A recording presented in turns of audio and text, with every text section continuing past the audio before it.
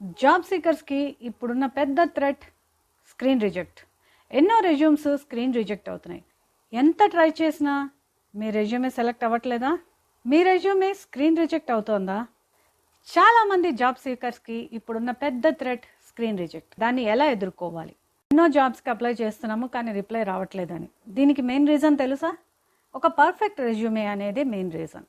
So నేను ఇదివరకు ఒక పర్ఫెక్ట్ రెజ్యూమే అంటే ఎలా ఉండాలి అని ఒక వీడియో చేశాను. దాని లింక్ డిస్క్రిప్షన్లో ఇస్తాను, రెఫరెన్స్ కోసం చూడండి. నేను ఇండస్ట్రీలో 12 years ఆఫ్ హెచ్ఆర్ ఎక్స్పీరియన్స్ ఉంది.